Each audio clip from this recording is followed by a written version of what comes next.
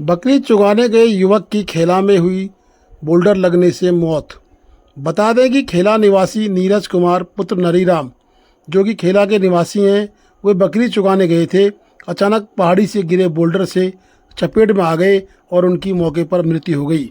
शव को बमुश्किल रेस्क्यू करके गाँव वालों ने किसी तरह से धारचूला के लिए पोस्टमार्टम हाउस के लिए रवाना किया।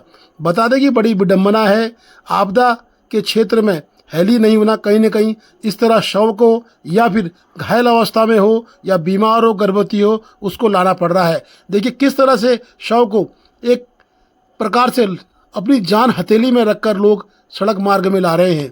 धीरे धीरे शव को सड़क मार्ग की तरफ पहुंचाया गया। 10 किलोमीटर की कम से कम ये पैदल यात्रा इन युवाओं ने की है। इन युवाओं की कड़ी मशक्कत के बाद आखिरी नीरज को पोस्टमार्टम हाउस धारचूला पहुंचा दिया गया।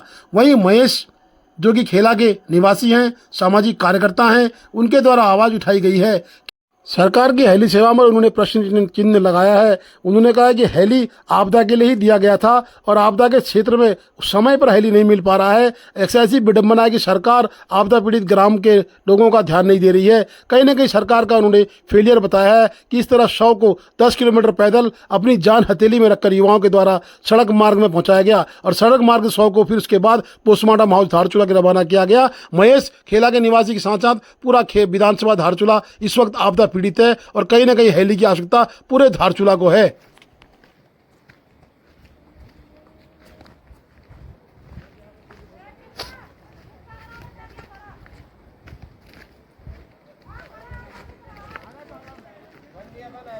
हो गया। हेली सेवा बंद होने से विधानसभा धारचूला मुंशियारी में अफरा तफरी मची हुई। विधानसभा धारचूला मुंशियारी की जनता को लावारिस रूप में छोड़ा गया है, जिसकी सुध लेने वाला कोई नहीं है। आज ग्राम सभा खेला में एक व्यक्ति की बकरी चुकाने गया था, उस व्यक्ति की पत्थर लगने से ऑन द स्पॉट मृत्यु होती है। अगर हेली सेवा चालू होती तो उस व्यक्ति का पोस्टमार्टम ग्राम सभा खेला में ही होता। लेकिन विडंबना देखिए, उत्तराखंड सरकार ने हेली सेवा बंद करने से पूरे धारचूला मुंशियारी की जनता को प्रताड़ित किया जा रहा है। मैं बार बार निवेदन करता हूं उत्तराखंड सरकार से कि तुरंत हेली सेवा को बहाल किया जाए और इस तरह से लोगों को मरने के लिए गांव में न छोड़ा जाए। अगर हेली सेवा यहाँ पे चालू होती है तो सही समय में उसका उचित इलाज हो सकता है, उसको नया जीवन मिल सकता है, लेकिन सरकार इसमें उदासीन बनी हुई है। मैं निवेदन करता हूं कि धारचूला के जनप्रतिनिधियों से इस आवाज़ को उत्तराखंड शासन तक पहुंचाने का कष्ट करें।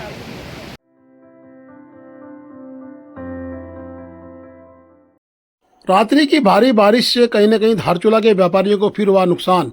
2 व्यापारियों का पूरा सामान भीग गया है। काफ़ी आर्थिक क्षति उनको हुई है। सामान में चीनी, राशन, आटा, चावल सब बर्बाद हो गया है। बता दें कि नेपाल रोड में धारचूला गांधी चौक से नालियों का चौक होने के बाद जो पानी था वो लबालब नेपाल रोड की तरफ बढ़ गया। नेपाल रोड की तरफ बढ़ते हुए सीधे दुकानों में घुस गया। किसी तरह से बमुश्किल लोगों ने अपनी दुकानों को जो और सामान था बचाने का प्रयास किया, परंतु 2 दुकानें फिर भी पूरी तरह से इस पानी में समा गई हैं और 2 दुकानें पूरी तरह से बर्बाद हो गई हैं। बता देंगे कहीं ना कहीं धारचूला का ड्रेनेज सिस्टम बिल्कुल चौक हो चुका है। नगर पालिका को संज्ञान लेने की आवश्यकता है कि आखिर ड्रेनेज सिस्टम इतनी मुश्किल से बनाया गया था, आज फिर वो फेल क्यों हो रहा है। लगातार अगर मूसलाधार बारिश 2 दिन हो जाएगी तो कहीं ना कहीं पूरे धारचूला में आपदा देखने को मिल सकती है। देखिए ये डांग बगला का क्षेत्र है। पीडब्ल्यूडी के डांग बगले के आगे के गाँव घरों में कहीं ना कहीं पानी घुस रहा है। लोग तिरपाल लगा के और सैंड बैग लगा के अपना सुरक्षा खुद कर रहे हैं। स्थिति बड़ी गंभीर है। मूसलाधार बारिश ने कहीं ना कहीं बमुश्किल बढ़ा दी है और साथ ही नगर पालिका को संज्ञान लेने की नितांत आवश्यकता है कि जो पीएनबी बैंक है उसके आगे की जो नाले में मिलती है वो पूरी तरह से चौक कर दी गई है। लोगों के द्वारा उसमें अतिक्रमण किया गया है। उस अतिक्रमण को कहीं ना कहीं देखने की आवश्यकता है। इस तरह का अतिक्रमण कहीं ना कहीं व्यापारियों को नुकसान दे रहा है। मस्जिद के एरिया में पूरा पानी भर गया है, साथ ही डाक बंगला पूरा पानी से जलमग्न हो गया है। गांधी चौक में जो काम चल रहा है उसमें भी व्यापार संघ अध्यक्ष ने आपत्ति जताई है। उन्होंने कहा कि जो काम कर रहा ठेकेदार, लगता है उससे भी नालियां चौक हुई हैं। उन्होंने नगर पालिका के ईओ से मांग की है कि तत्काल नगर पालिका संज्ञान ले और जो नालियां चौक हो रही हैं और आखिर क्यों चौक हैं, लोगों ने अतिक्रमण किया तो उन नालियों के ऊपर उसको तोड़ के कम से कम जाल लगा के वहां से निकासी का प्रबंध किया जाए, क्योंकि अभी 15 दिन फिर बाकी हैं। और ये दूसरे पटवारी साहब यहाँ पर से देख रहे हैं कि यहाँ जो है सामान कितना जायजा ले रहे हैं कि कितना नुकसान हुआ। ये जो है हमारे डोम्बा खम्बा जी के जो है फैंसी स्टोर में बहुत नुकसान हो गया और ये विनोद बिष्ट जी के यहाँ बहुत ज़्यादा नुकसान हो गया। चीनी की बोरियां सब भीग गई है, चावल की बोरियां भीग गई है। हम प्रशासन से अनुरोध करते हैं कि महोदय देखिए इतना नुकसान का जायजा लेकर आकलन कर थोड़ा तो सहयोग किया जाए, जो आपके अनुसार बनता है। पानी नहीं आएगा, पहले कहाँ से आ रहा है उसको भी देखो। हाँ, तो वहाँ देखना चाहिए जहाँ से आ रहा है। वो जो है मेरे को लग रहा है सर, सुनिए सर, वो सदर साहब, मेरे को जो लग रहा है कि वहाँ पर जो बिल्डिंग बन रही है वहाँ पर वो जो है नाली बंद हो गई है। चौक होने से पूरा पानी जो है ये मार्केट का पानी इधर आ गया है। बाजार खड़ी गली में भी दुकानों के अंदर सब पानी घुस गया है, बहुत दिक्कत हो रखी है। लेकिन सर अब देखिए सरकारी हिसाब से जो भी आर्थिक सहायता हो सकती है तो मदद करने की कृपा करेंगे। ये देखिए इतना नुकसान हो गया। ये घाट में दुकानदार खंबा साहब खिमाल जी के यहाँ देखिए, और ये देख लीजिए पूरा जो है ये सफाई कर रहे हैं हमारे जितने भी लेबर, सुबह से ही मेट लोग। और ये विनोद जी का दुकान है, विनोद बिष्ट जी का। ये पूरा जो है नुकसान हो गया है यार, बहुत ही नुकसान हो गया।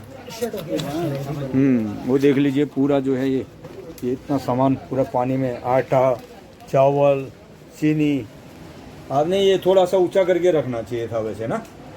इसमें लोडिंग का आइटम होना सर, ये भारी आइटम होता है कुंडलों के हिसाब से आधा कुंडल का। तो व्यापार संघ के अध्यक्ष भूपेंद्र थापा ने आर्थिक मुआवजे की बात कही है। उन्होंने कहा कि कल रात की भारी बारिश से जहां जलमग्न 2 दुकानें पूरी तरह से क्षतिग्रस्त हो चुकी हैं, उनका सामान पूरा भीग गया है और सामान खराब हो गया है। उपजिलाधिकारी धारचूला से उन्होंने मांग की है कि उनको आर्थिक मुआवजा दिया जाए। और साथ ही उन्होंने कहा कि राजस्व उप निरीक्षक धारचूला ने क्षेत्र का निरीक्षण भी कर लिया, दुकानों की आर्थिक क्षति का भी आंकलन तैयार कर लिया है। अब उन्होंने कहा कि मंगलवार को जब कार्यालय खुल जाएंगे तब वार्ता की जाएगी। साथ ही उन्होंने नगर पालिका के अधिशासी अधिकारी को भी ड्रेनेज सिस्टम को ठीक करने की बात कही है। और उन्होंने ये भी बताया कि मंडी बाजार व मीट मार्केट में भी कहीं न कहीं स्थिति गंभीर है। आने वाले 15 दिन अभी बारिश के बचे हैं और अगर इस तरह की मूसलाधार बारिश होती है तो धारचूला में फिर से आपदा आने की स्थिति बन जाएगी। इसलिए ड्रेनेज सिस्टम को कहीं न कहीं तत्काल सुधारने की आवश्यकता है। नालियां जो चौक पड़ी हैं या जो पट गई हैं उन्हें तत्काल खोला जाए। गंगोली हाट कालिका एवं सांस्कृतिक संघ गंगोली हाट द्वारा आयोजित कृष्ण जन्माष्टमी महोत्सव 20 से 24 के समापन में सूबे के मुख्यमंत्री पुष्कर सिंह धामी पहुंच रहे हैं।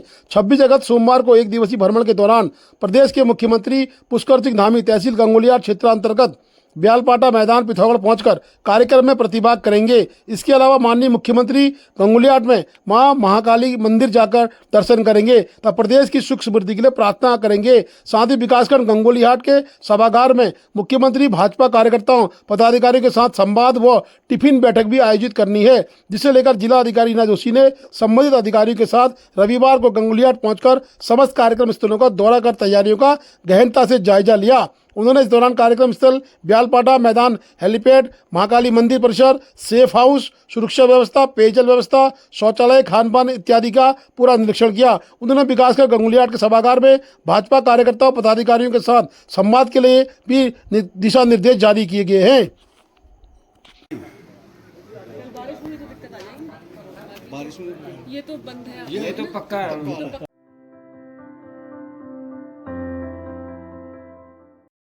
बोना झापली सड़क मार्ग में खराब क्वालिटी की सामग्री का उपयोग करने के आरोप आज गांव वालों ने लगाए हैं। उन्होंने आज श्रेष्ठ गुंसोला उप जिलाधिकारी मुंशियारी को एक ज्ञापन दिया है कि बोना झापली सड़क मार्ग में जो कार्य चल रहा है उसमें बहुत पुराना सड़ा हुआ रेता प्रयोग में किया जा रहा है। कार्यस्थल में जो भी सामग्री उपलब्ध है वो बहुत पुरानी है और कहीं ना कहीं मिट्टी युक्त हो चुकी है। इस पर श्रेष्ठ गुंसोला को एक ज्ञापन प्रेषित किया गया है। उप जिलाधिकारी मुंशियारी ने आश्वासन दिया है कि जल्द कार्रवाई की जाएगी और कार्यस्थल पर अच्छी गुणवत्ता का सामग्री उपयोग कराया जाएगा। Please do like, share and subscribe DCL News.